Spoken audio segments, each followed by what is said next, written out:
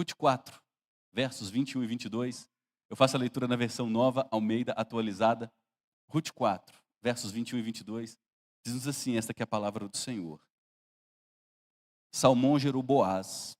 Boaz gerou Obed. Obed gerou Jessé. E Jessé gerou Davi. Vamos ler juntos novamente agora, mas como igreja reunida, com a voz forte, bonita. Salmão gerou Boaz. Boaz gerou Obed. Obed gerou Jessé. E Jessé gerou Davi. Hoje, por nossa cultura, celebramos o Dia dos Pais. E talvez você tenha pensado que para a gente falar sobre paternidade, a gente deveria utilizar grandes ícones da fé. Abraão, José, Moisés, Davi. Ou quem sabe o exemplo do próprio Jesus como o exemplo máximo da masculinidade saudável. Por falar nisso, nesse livro que está sendo lançado hoje, com H maiúsculo, volume 2, que desafio que foi para a minha vida. Porque o último capítulo é sobre Jesus, o modelo de masculinidade perfeita. E como eu fui edificado ao ler, refletir, escrever sobre Jesus como esse ícone. Mas eu não desejo, nessa noite, falar sobre nenhum desses grandes personagens. Eu quero falar de um outro homem que aparece nas Escrituras, mas é desconhecido para a maioria de nós. Ele está na genealogia de Ruth, capítulo 4, verso 21, e o nome dele é Salmão. Poxa vida. Talvez você nunca tenha percebido o nome de Salmão nas leituras bíblicas. A gente faz isso, né, Marcão?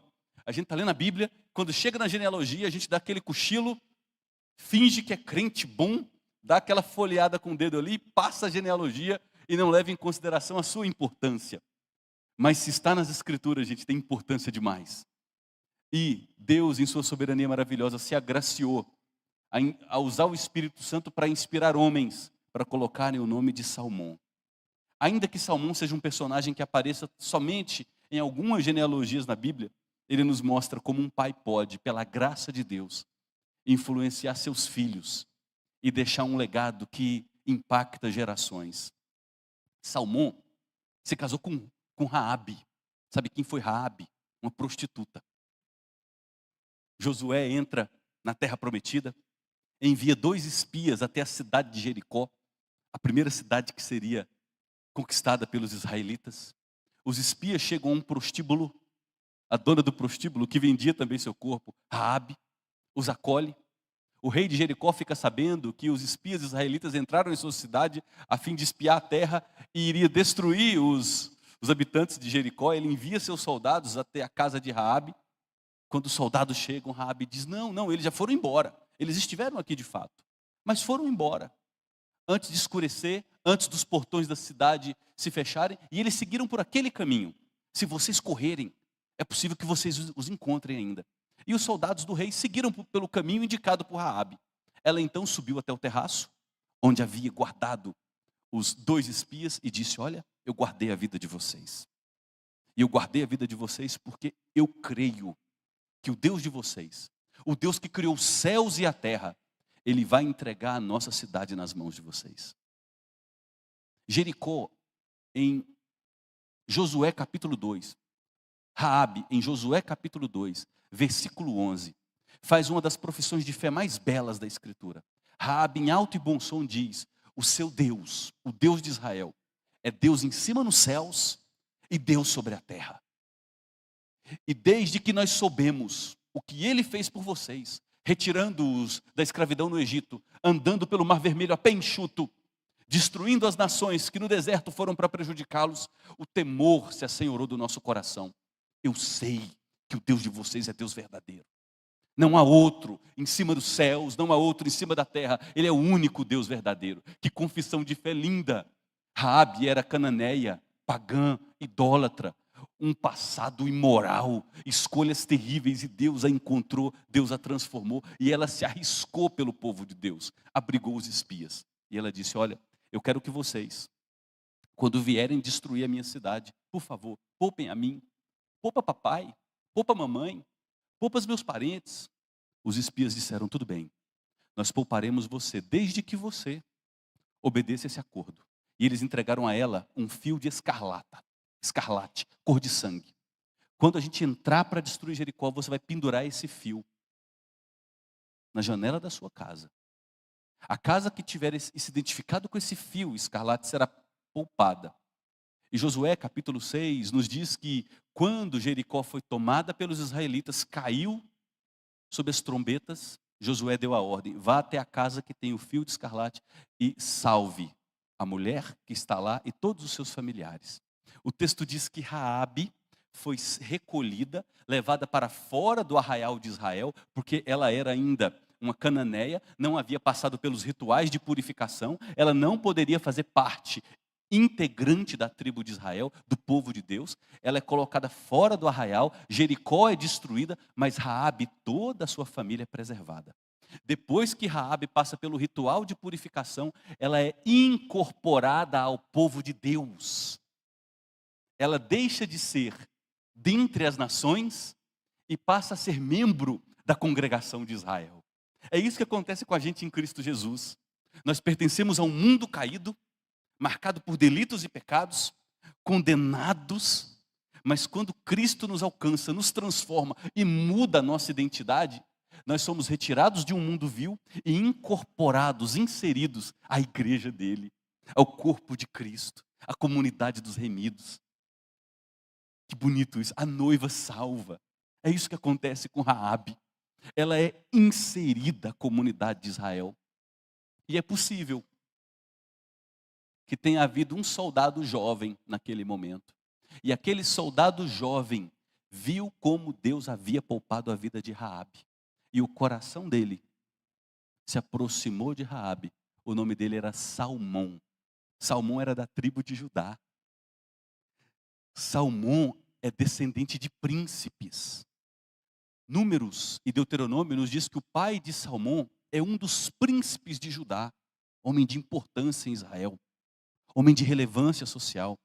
Mas Salmão, no lugar de se casar com uma princesa, com uma filha de família, ele se casa com uma prostituta, ex-prostituta, que foi feita nova criação.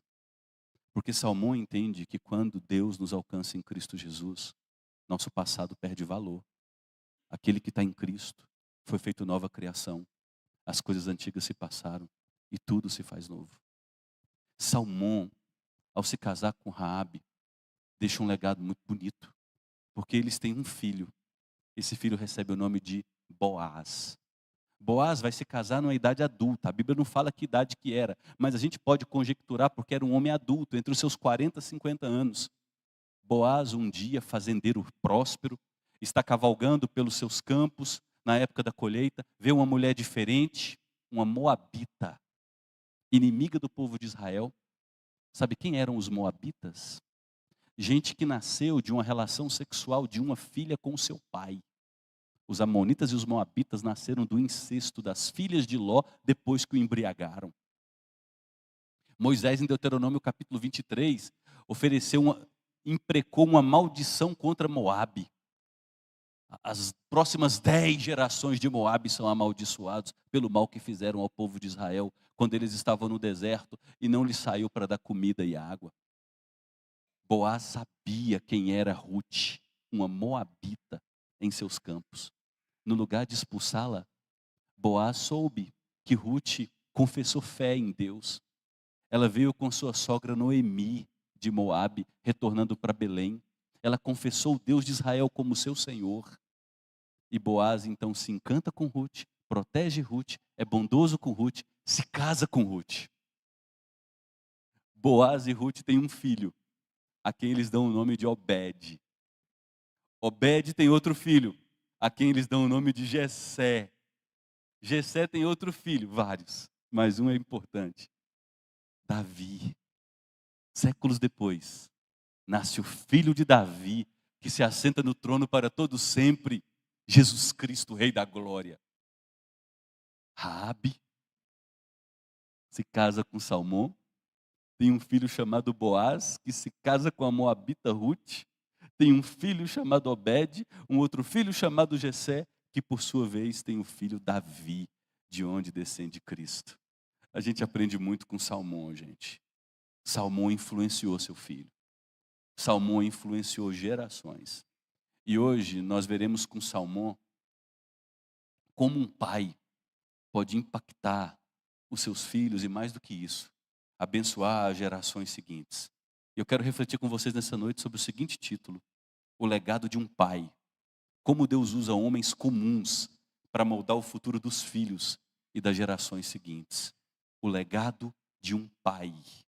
Como Deus usa homens comuns para moldar o futuro de seus filhos e das gerações que virão. Qual é o pai que Deus usa? O pai que Deus usa é aquele que enxerga a vida com os olhos da graça. Repitam comigo, por favor. O pai que Deus usa.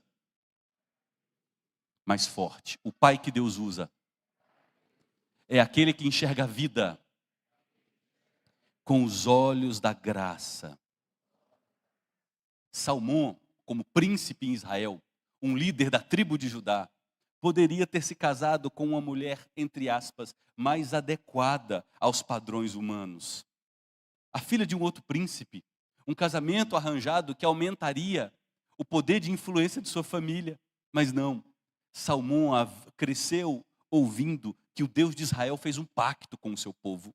E Deus salva seu povo, não por conta da nossa performance, dos nossos méritos, mas por conta de sua graça maravilhosa. Salmão cresceu ouvindo que Deus visitou o seu povo no Egito, depois de escravizados por 4 séculos, e como Deus graciosamente, com um braço forte, retirou o seu povo dessa escravidão, conduziu esse povo a pé enxuto no Mar Vermelho. Salmão cresceu naquela geração de 40 anos, vendo Deus sustentar o seu povo com a coluna de fogo durante a noite, coluna de nuvem durante o dia, pão caindo do céu todos os dias, e mais milagres e milagres sendo realizados. Salmão viu isso. Ele sabia que a graça é maravilhosa, que a graça é real.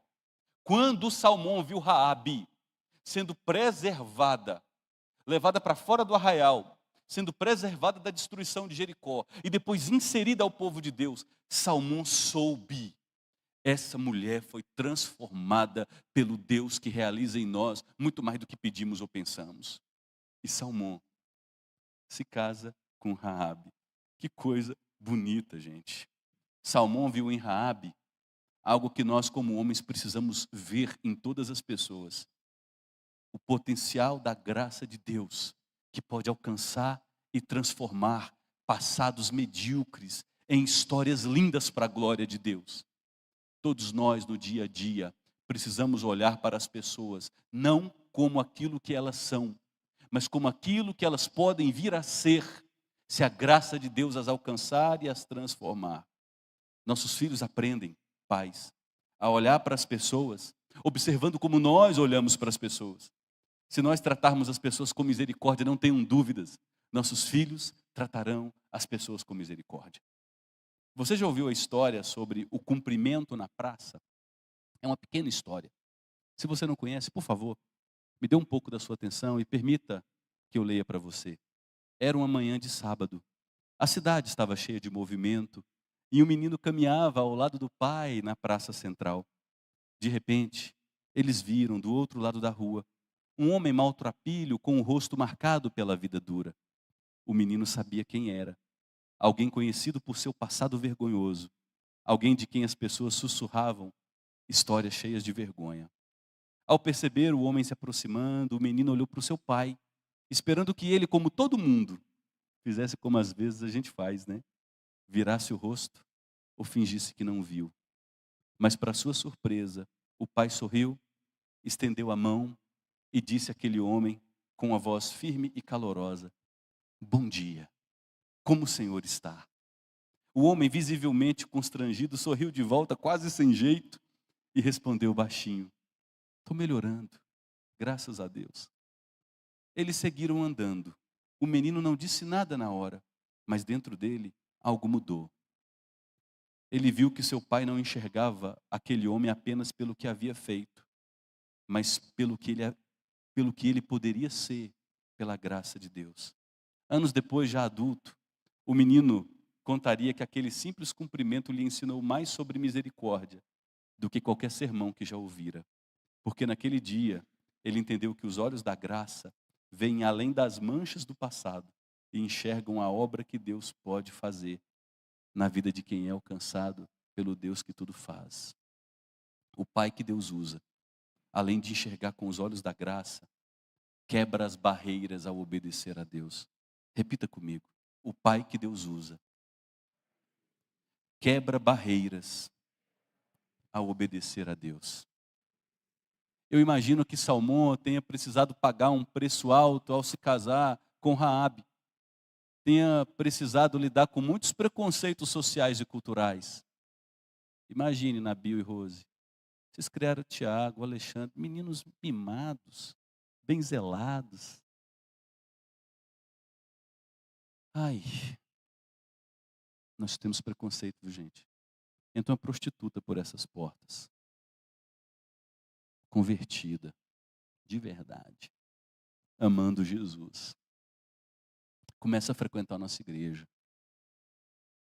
Essa mulher deitou com dezenas, talvez, mais de uma centena de homens. Ou quem sabe centenas. Os meses passam, mas os nossos olhares julgadores continuam presentes. Vamos ver se esse negócio é real. Passa um ano e meio. O Tiago ou o Alexandre chegam em casa. Papai, mamãe, até que enfim. Vou te apresentar a nora de vocês.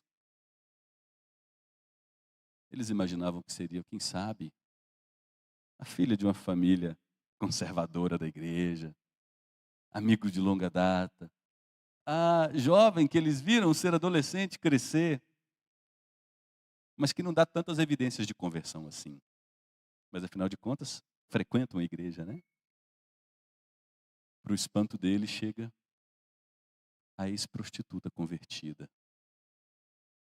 Como é que você lidaria, Júnior e Rose, se esse fosse o caso do Lucas?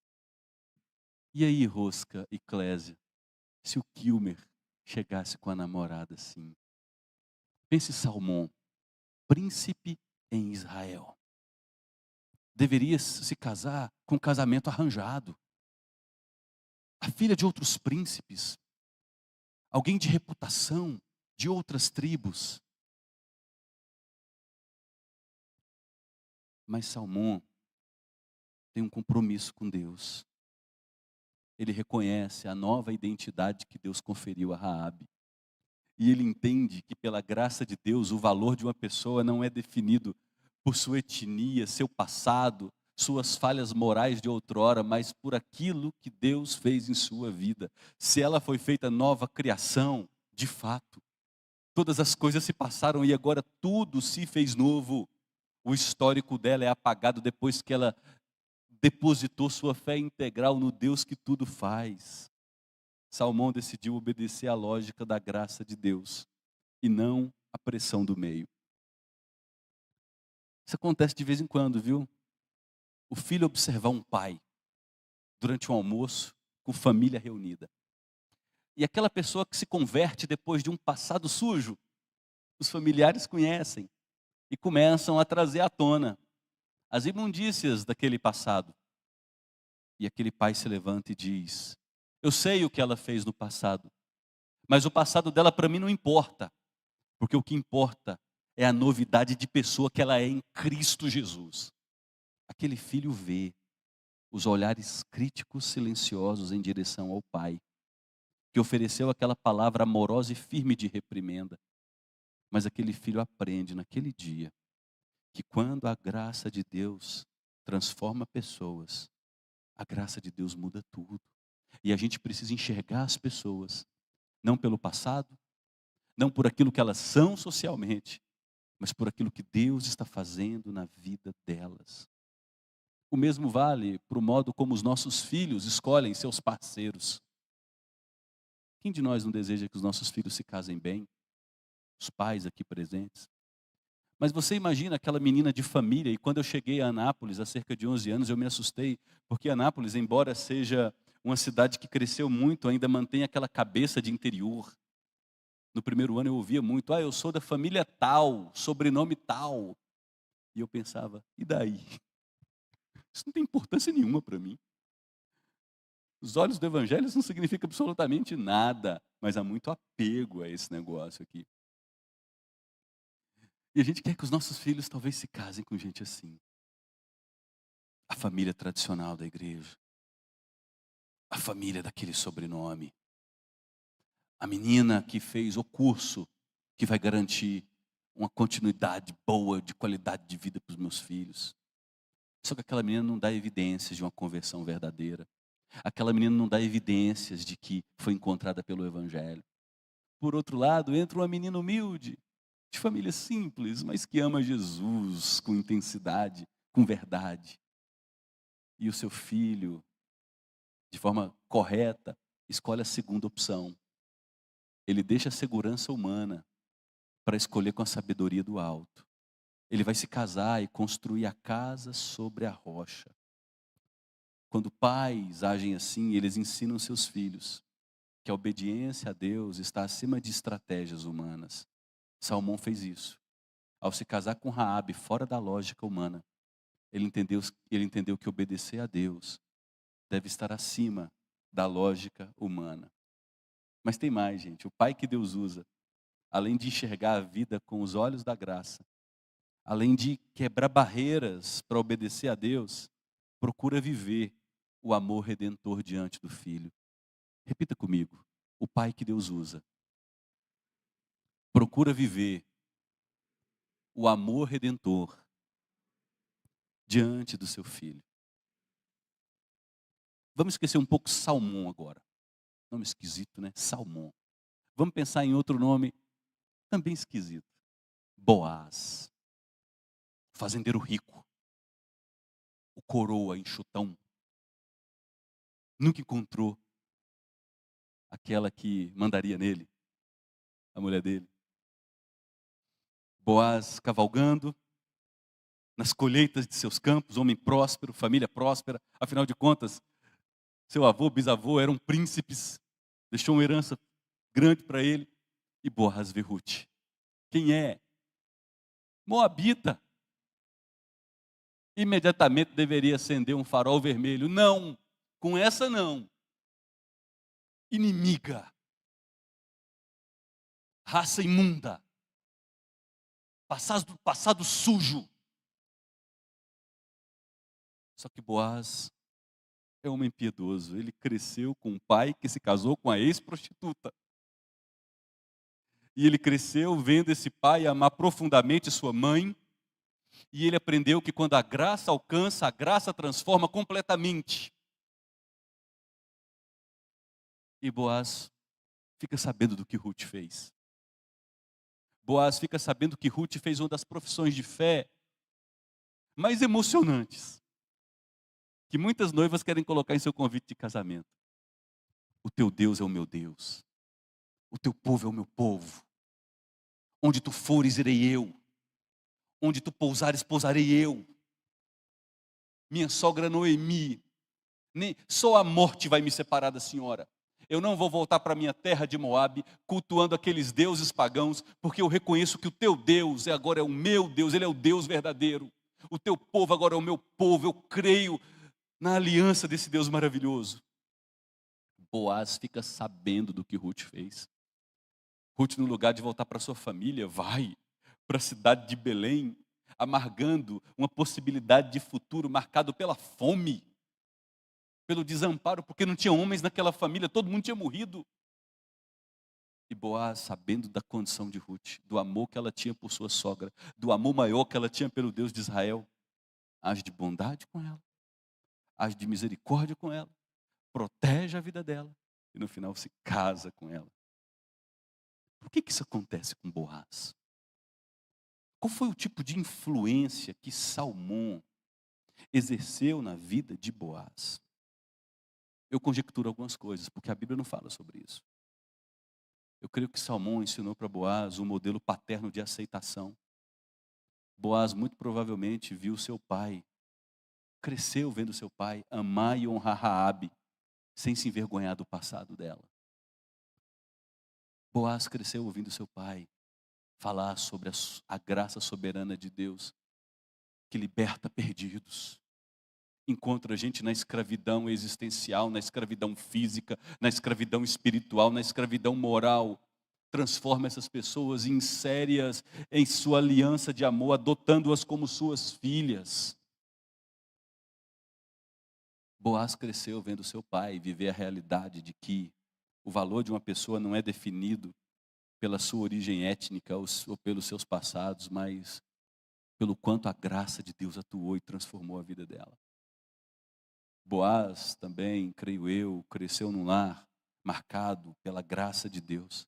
Imagine só, você tem uma mãe estrangeira, ex-prostituta, sendo amada e tratada com dignidade.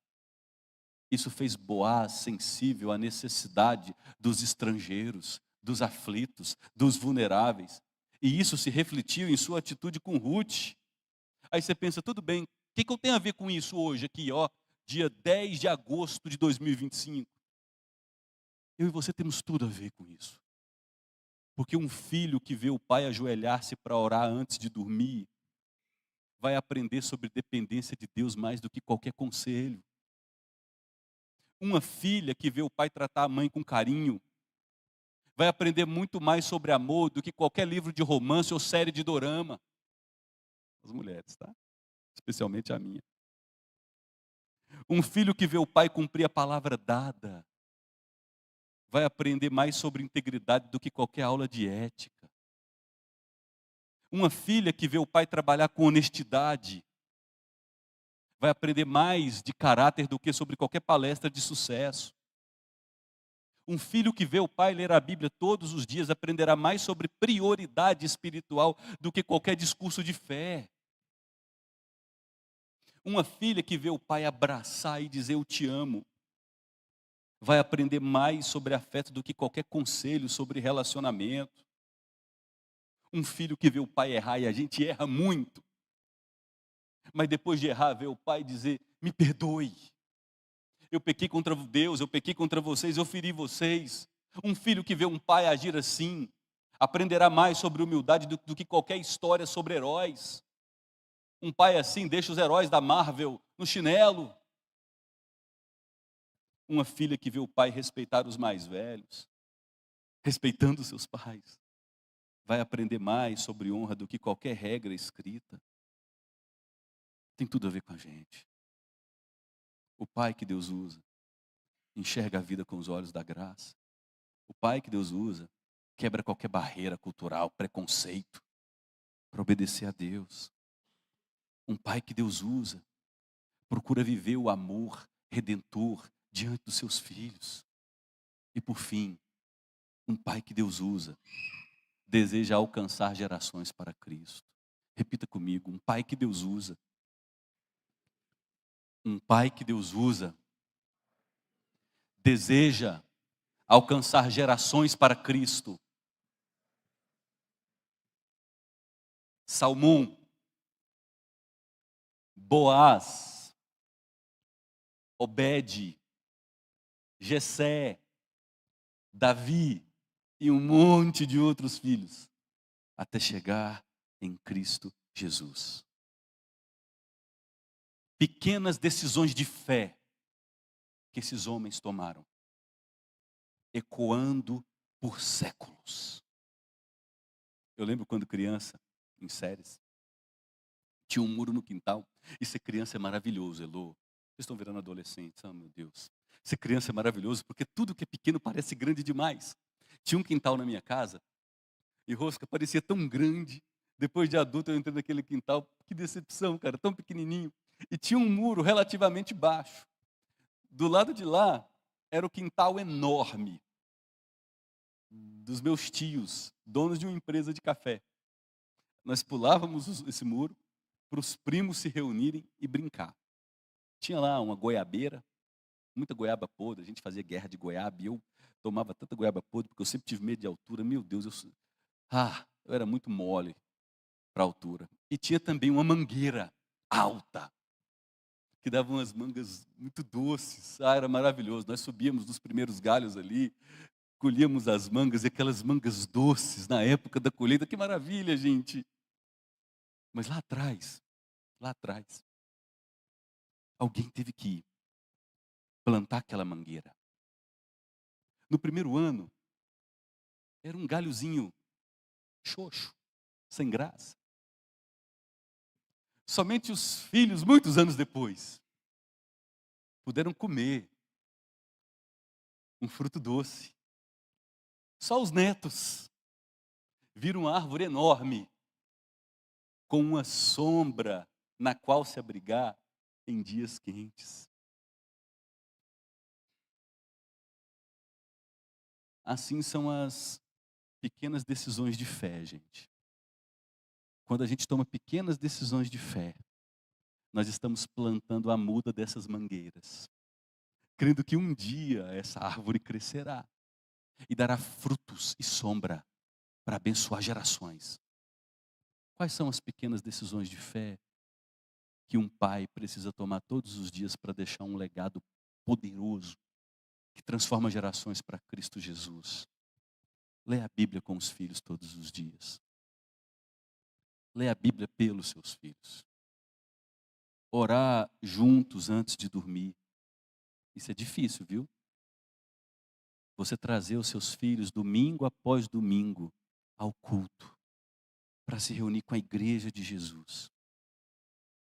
São pequenas decisões que podem parecer pequenas agora, mas que Deus vai usar para fazer crescer uma árvore de fé no coração dele, gerar uma sombra vasta e frutos doces que sustentarão suas vidas. Pequenos gestos que ecoam pela eternidade. Salmão, Boaz, Obed, Jessé, Davi, Cristo, o Salvador. Pequenos atos de fé, pequenos atos de amor, pequenos atos de obediência, repetidos numa mesma direção, impactam os filhos, transformam os filhos e mudam gerações. O modo como nós vivemos não é mais um jeito de ensinar, é a forma mais eficaz de ensinar os nossos filhos. O modo como nós vivemos não é mais um jeito de ensinar, é a forma mais importante de impactar os nossos filhos. Anteontem, sexta-feira, aprove a Deus levar o homem que talvez eu mais admirei em vida, quando eu penso na perspectiva do Evangelho, o reverendo Hildo. Sem sombra de dúvidas, um homem do qual a cidade de Anápolis e o mundo não era digno. E eu e Raquel fomos até o ofício fúnebre na cidade aqui de Cocalzinho, na sede da Missão Vida. Como foi impactante e como foi importante ir até aquele culto. Filho por filho subiu para prestar suas últimas homenagens. E a filha dizia: papai, como eu agradeço ao Senhor por todas as vezes que o Senhor me levava para a porta da igreja, para vender Bíblia, distribuir folheto da Missão Vida, preencher cartão de voluntário. Eu não sabia naquela hora que o Senhor estava me treinando para servir pessoas. Eu não sabia naquela hora que o Senhor estava me treinando para enxergar que a vida é muito maior que as nossas quatro paredes. Uma outra filha diz: papai, o Senhor nos deu tudo de conforto, mas sempre nos cobrou muito forte para a gente ser pessoas de valor. E ela dizendo, terminava o almoço de domingo, um lava a louça, o outro seca a louça, o outro guarda a louça. Nós não precisávamos disso, mas o Senhor não foi leve com a gente porque o mundo não é leve. O Senhor nos ensinou que mesmo vivendo uma vida de extremo conforto, a vida é difícil e nós precisamos trabalhar com dureza, com honestidade e valorizar cada coisa. A outra disse: papai, todos os anos o Senhor saía com cada um dos filhos individualmente em viagem. Cada um dos filhos sendo tratado de forma especial. E que saudade das histórias, dos exemplos, das visitas a missionários. A Rosane, a esposa, pegou o microfone. E a Rosane disse: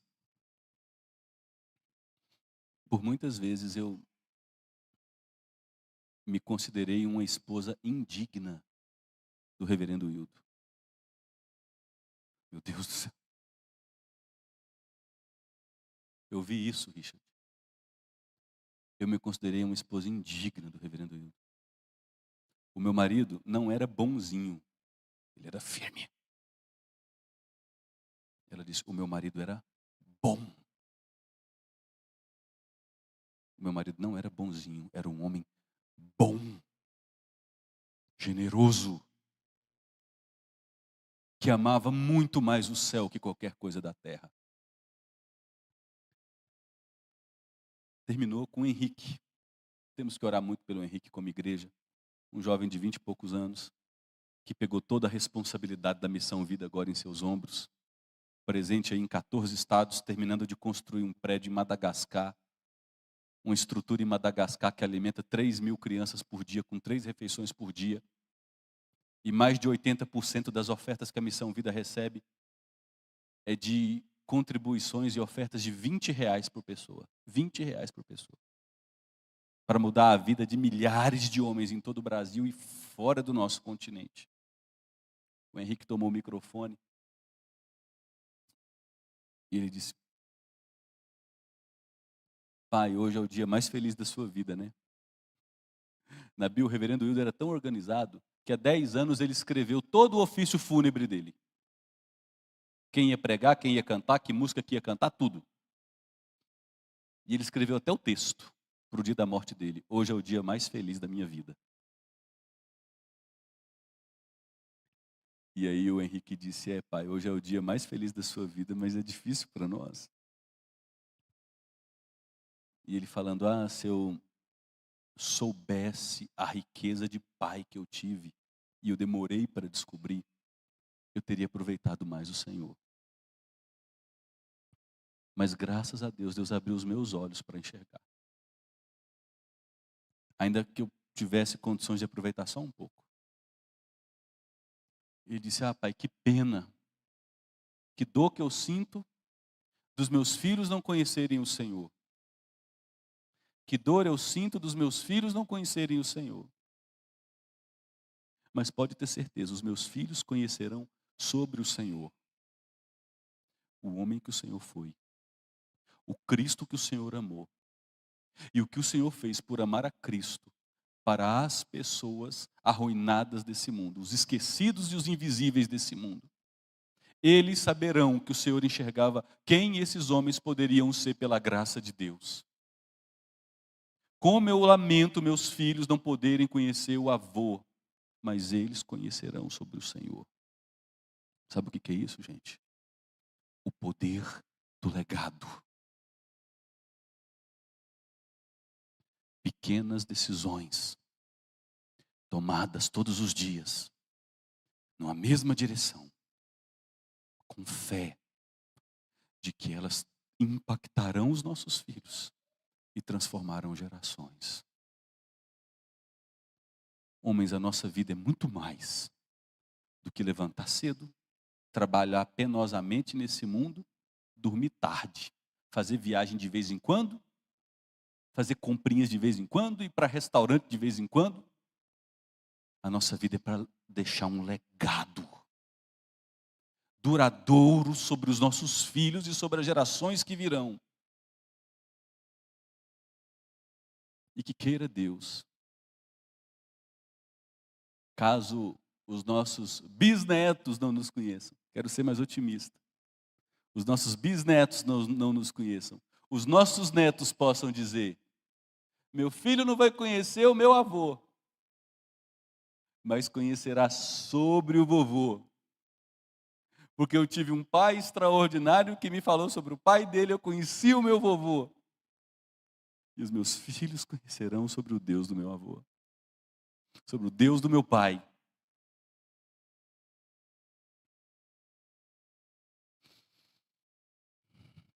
Procure ver todas as esferas da vida, em nome de Jesus, com as lentes da graça de Deus. Use todas as suas influências, recursos, meios, o seu dia a dia, para tratar pessoas com amor, com dignidade, com respeito. Para fazer com elas o que Deus em Cristo Jesus fez por você. Veja-as não como elas são, mas como aquilo que elas podem ser, se alcançadas e transformadas pelo Evangelho libertador. Tenha coragem, ainda que isso traga problemas para você, para obedecer a Deus. Quebre barreiras culturais. Crente é preconceituoso. E é. Mas quando a graça de Deus alcança alguém, a pessoa é feita nova criação. Em nome de Jesus, viva com amor redentor, amor que perdoa, amor que acolhe, amor que confessa pecados, amor que se entrega, amor que serve. E por fim, creia que aquilo que você planta vai abençoar seus filhos. E mais do que seus filhos, vai abençoar gerações para a eternidade. Você crê nisso? Amém?